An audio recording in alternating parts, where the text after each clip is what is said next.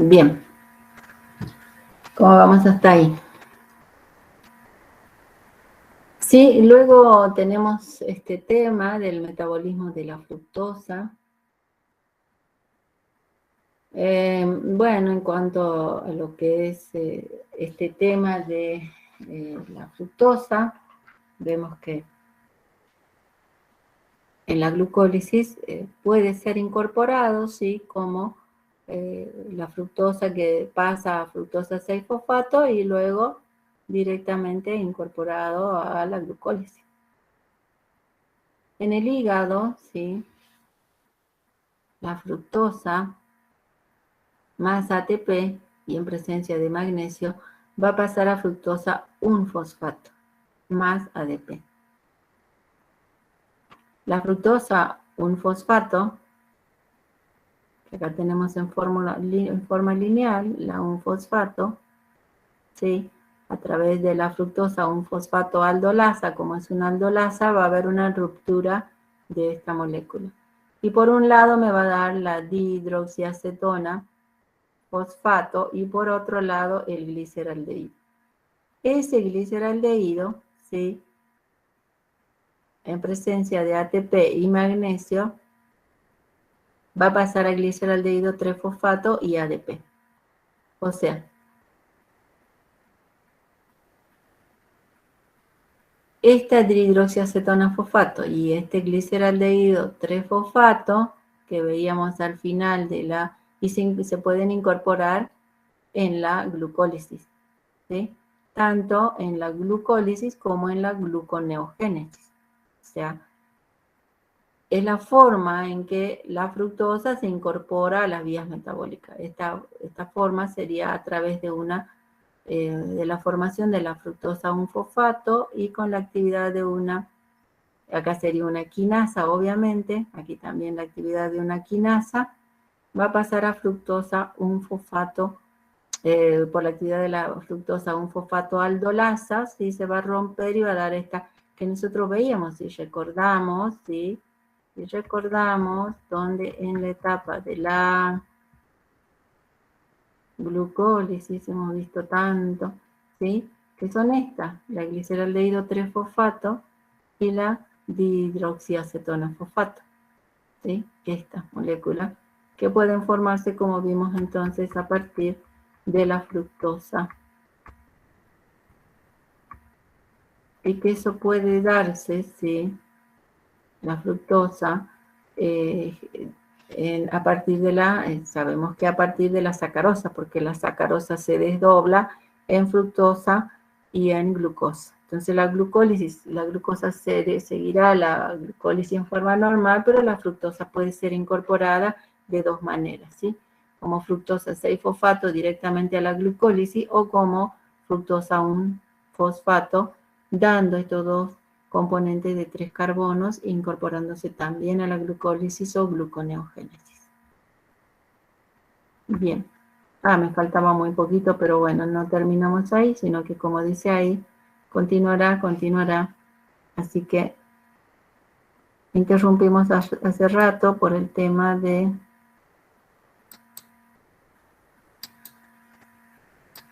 la hora más que todo.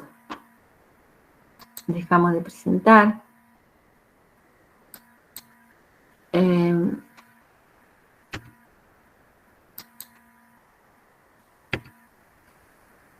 Lo que nosotros ahora nos interesa es continuar con el otro tema que tenemos en... Ay, lo acabo de cerrar, no puede ser. Que es la gluconeogénesis.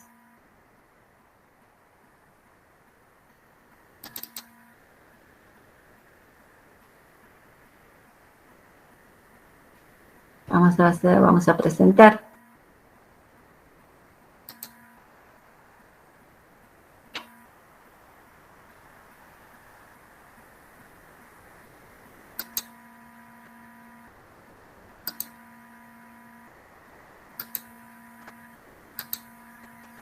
Compartimos.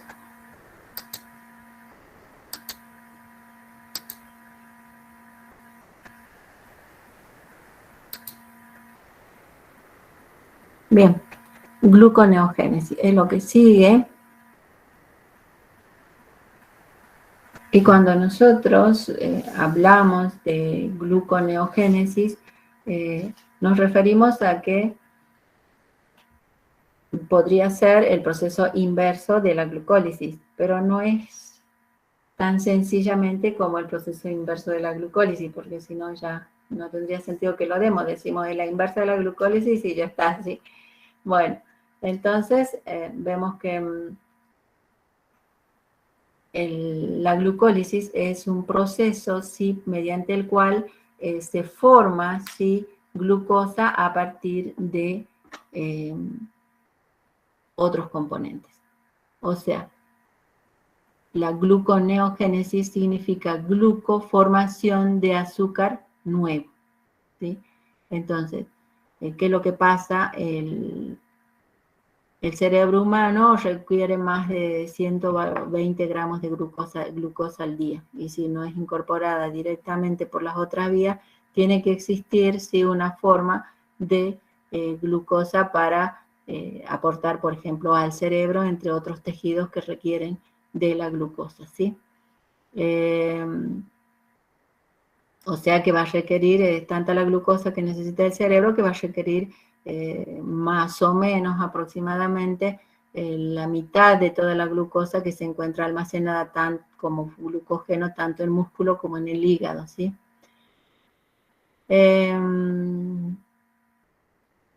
Pero a partir de estos depósitos como son el glucógeno en hígado y en músculo, no siempre es posible. Por ejemplo, entre comidas, si es mucho el intervalo entre comidas, o también cuando existen los ayunos prolongados, las huelgas de hambre, ¿sí? Entonces, tiene que requerir, o también cuando hacemos un ejercicio muy vigoroso, entonces se requiere la glucosa y entonces ahí es donde interviene este proceso que es de suministrar energía, la energía necesaria a través de glucosa, ¿sí? Para que la glucosa se degrade y bueno, de ahí sigue el proceso. Entonces el glucógeno si se agota, entonces tiene que producirse la gluconeogénesis de otros precursores, ¿sí?, no glucídicos. Entonces, por eso tenemos esta ruta que es la gluconeogénesis. Bien, la gluconeogénesis, ¿sí?, como decíamos, la glucosa, ¿sí?, me va a producir, sabíamos, nosotros vimos que la glucosa me da la energía metabólica. Entonces, el método para sintetizar glucosa a partir de precursores no glucídicos se llama gluconeogénesis. Y aquí hacíamos referencia, ¿sí?, a los largos periodos entre comida y comida o a las huelgas de hambre o a ejercicios muy intensos que requieren, ¿sí?, de glucosa para generar energía. Entonces, como ya no hay más glucosa como glucógeno en hígado y en músculo, entonces se produce este fenómeno que es la gluconeogénesis. Entonces, a partir de precursores sencillos, vemos que glucosa sanguínea, glucógeno, ¿sí? O sea, ¿qué es lo que pasa en este sentido inverso a lo que veníamos viendo? Y acá vemos en plantas. En plantas, las plantas fijan por fotosíntesis el dióxido de carbono, forman el 3-fosfoglicerato y van a dar lugar a la formación de glucosa 6-fosfato, que se va a almacenar como almidón o como sacarosa, se va a transportar a lo largo de la planta, ¿sí? En ambos casos, ¿sí?, a partir de los triacilgliceroles, o sea, de los lípidos, va a formar, como veíamos, ¿sí?, va a formar por un lado el glicerol, ¿sí?, y va, como decíamos, ese glicerol, ¿sí?, va a ingresar a la formación de la glucosa, 6-fosfato, y bueno, ahí puede dar lugar a la formación de otros monosacáridos, disacáridos o a glucoproteínas.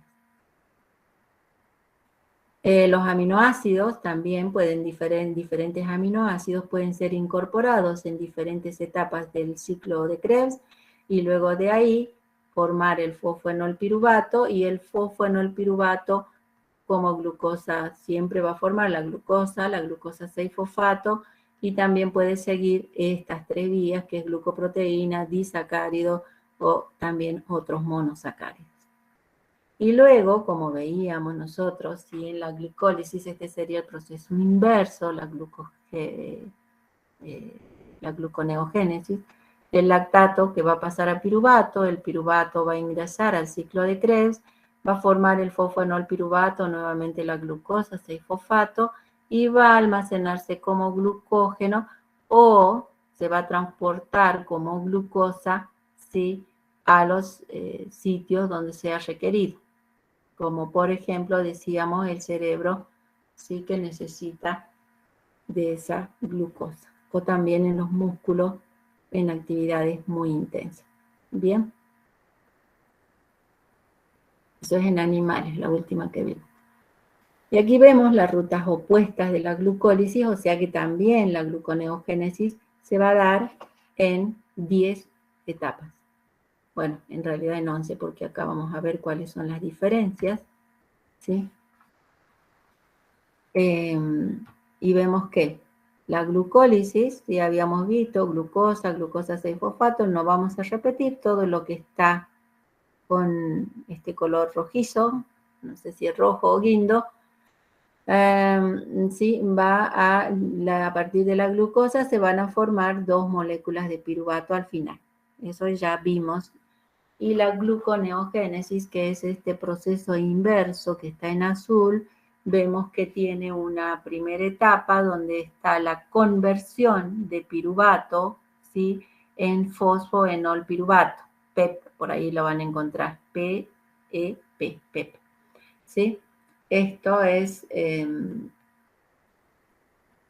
que acá va a ocurrir una fosforilación del piruvato, ¿sí?, que se va a conseguir mediante una secuencia de reacciones de rodeo, ¿sí?, en lo que se va a requerir enzimas del citosol y de la mitocondria. No, ¿cuál era el puntero? Ya me equivoqué. Acá está. Ahí está, bien. ¿Sí? Entonces, acá va a haber un rodeo para que pase de piruvato a fosfonolpiruvato. ¿Por qué no ocurre? Ya aclaramos, cuando hicimos la glicólisis, este era en un solo sentido. En este sentido, con la piruvato quinasa no se da, ¿sí? Entonces, aquí existe un rodeo, ¿sí?, que se da tanto en el citosol como en la mitocondria, por el cual el piruvato, ¿sí?, reacciona, ¿sí?, para formar oxalacetato con la actividad de la enzima piruvato, ¿sí?, carboxilasa. La piruvato carboxilasa es la primera que actúa acá y forma el oxalacetato. Bien, acá no se ve bien, por lo tanto, vamos a hacer esto. Acá, de piruvato a fosfoenolpiruvato, ¿sí?, hay como un rodeo que se hace. Luego, desde fructosa 1,6-bisfosfato a fructosa 6-fosfato, hay otro rodeo que se hace. Y de glucosa 6-fosfato a glucosa hay otro rodeo que se hace. Esas son las tres diferencias entre la glucólisis y la gluconeogénesis. El resto sí se dan en ambos sentidos las reacciones. ¿Ven?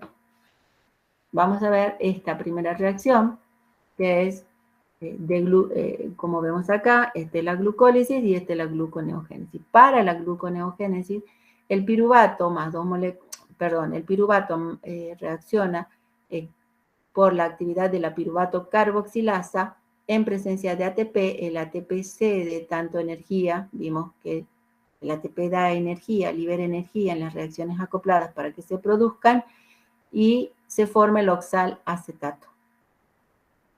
El oxalacetato, de nuevo, requiere más energía que la da el GTP y la actividad de la fosfonolpiruvato carboxiquinasa, sí, el oxalacetato pasa a fosfonolpiruvato y el guanidín trifosfato pasa a guanidín difosfato y está cediendo otra molécula de fósforo, o sea, está cediendo energía para que esa reacción sea posible, ya que en este sentido, sí, el delta de G es muy negativo y entonces tiene que vencer esa diferencia de energía potencial. ¿Qué más hay ahí? Hay algo más que quería, bueno, luego vamos a ver en detalle. Luego, como veíamos, todo sigue en el otro sentido. Llegamos a la otra etapa de la fructosa 1,6-bisfosfato. Tiene que liberar, ¿sí? Libera aquí como fósforo inorgánico, ¿sí? Directamente por una hidrólisis, actúa la fructosa 1,6-bisfosfatasa, 1, y se la transforma en fructosa 6-fosfato, ¿sí? Hay una hidrólisis y hay una liberación de fósforo inorgánico, directamente por hidrólisis. Lo mismo acá en la glucosa 6-fosfatasa, ¿sí? Entonces, siempre sustrato, terminación asa, sustrato, terminación asa y pasa a glucosa. Esos serían los tres rodeos que diferencian a la glucólisis de la gluconeogénesis. Y acá vemos, ¿sí? La primera etapa que veíamos, cómo pasa de fosfoenolpiruvato a partir de, cómo pasa de piruvato a fosfoenolpiruvato, o sea, la síntesis del fosfoenolpiruvato, la primera etapa, cómo se da, ¿sí? Entonces decimos que va a haber, ¿sí? La adición acá aparece el bicarbonato como muy importante que se va a adicionar al piruvato para formar el oxalacetato. La enzima es la piruvato carboxilasa en presencia de biotina y el ATP que cede el fósforo inorgánico, cede la energía dando ADP más fósforo inorgánico. El oxalacetato que se forma, que es una molécula de 4 carbonos, 1, 2, 3, 4 carbonos, se le ha adicionado este grupo, este carbono del bicarbonato acá, formado un enlace covalente, ¿sí? Reacciona, ¿sí? Con el guanidín trifosfato, que dijimos que pasa a guanidín difosfato, formando, ¿sí? El fosfoenolpiruvato. O sea que este grupo fosfato sí se adiciona acá en este carbono y forma el fosfoenolpiruvato. ¿Qué hay? La guanidín trifosfato que cede el grupo fosfato y energía, ¿sí? La liberación ahora, ¿sí? De esa molécula de carbono que se había adicionado, ¿sí? Se libera dióxido de carbono y se forma el fosfoenolpiruvato.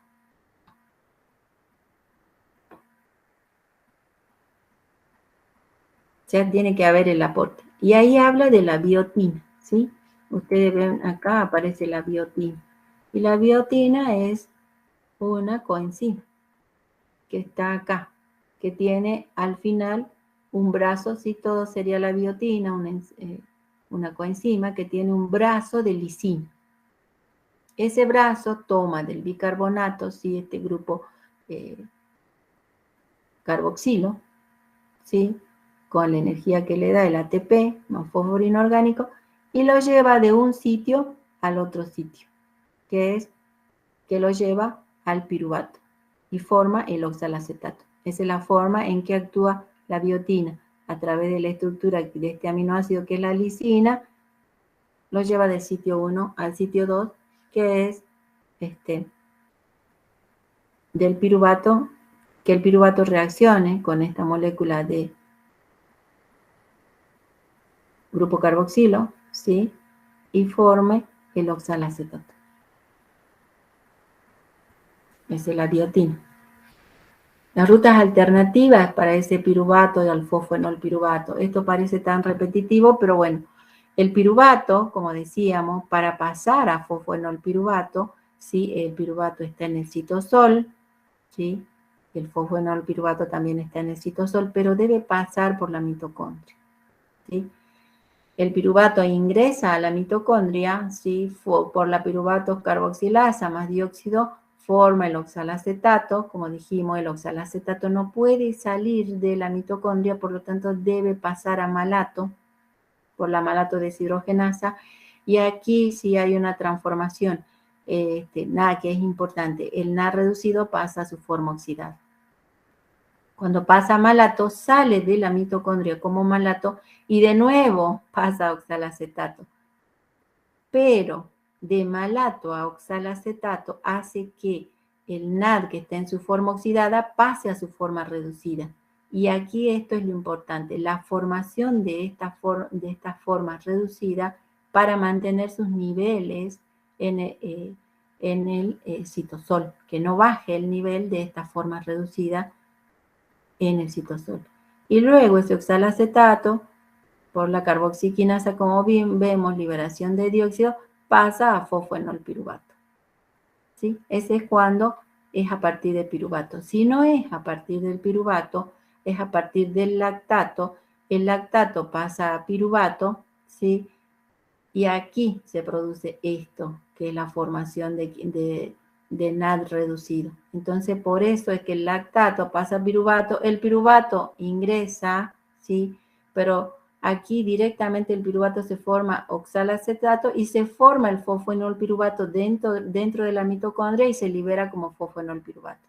La idea es que se forme este NAD reducido para mantener el equilibrio en el citosol, que es donde se produce, ¿sí?, la glucólisis. Y recuerdan en la primera parte, ¿sí?, en la primera parte de la glucólisis, que era necesario, ¿sí?, la presencia del NAD reducido.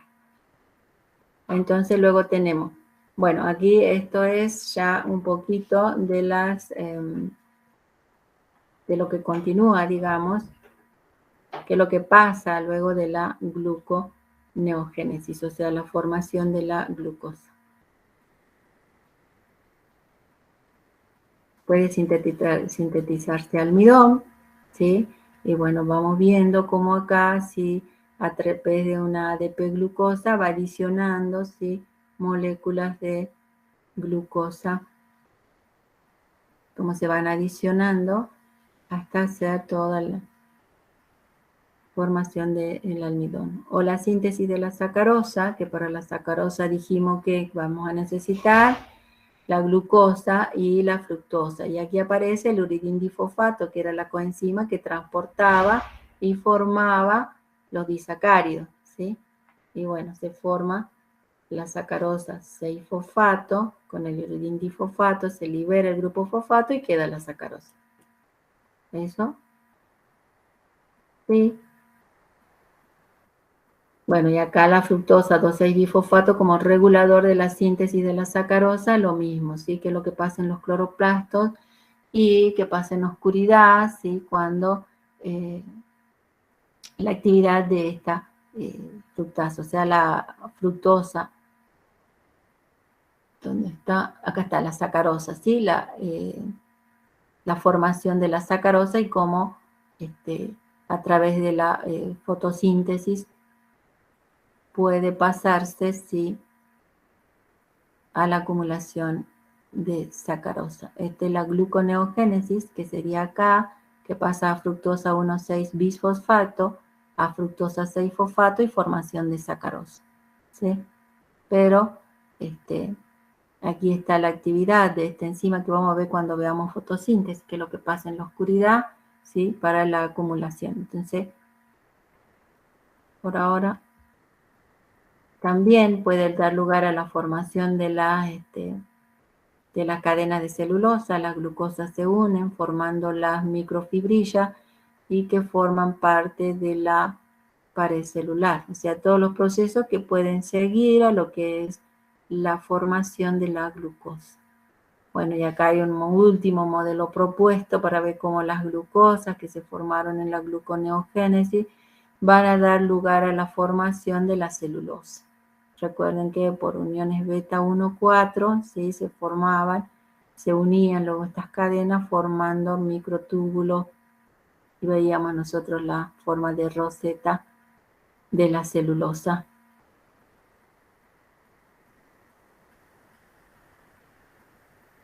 Esto no viene al caso.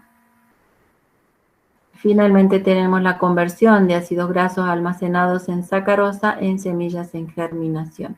¿Sí? Este tema lo vamos a ver aparte porque es bastante largo. De todas maneras, tenemos acá la formación de la... A ver, tenemos acá el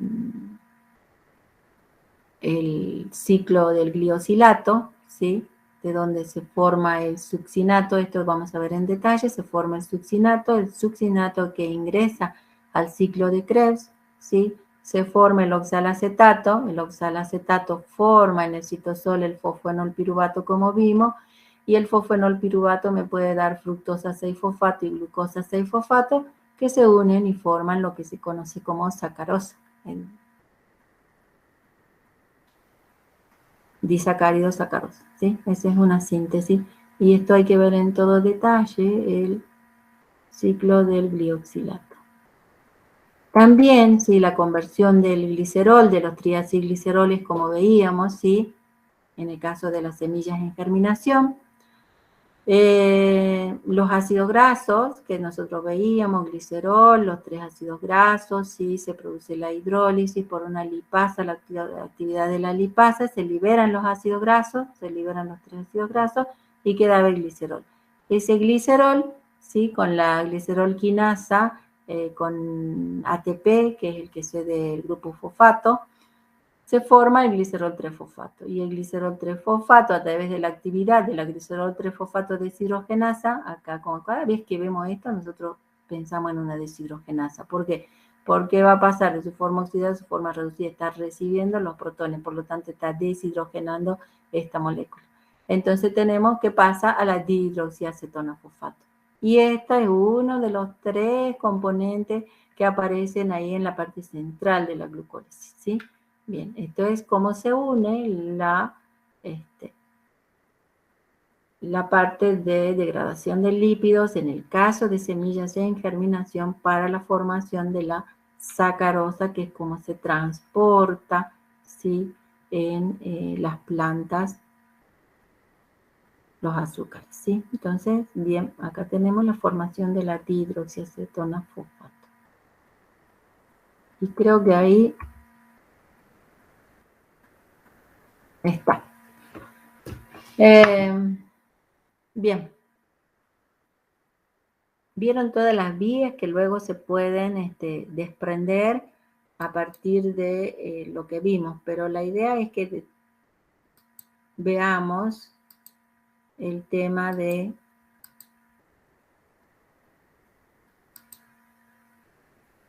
cómo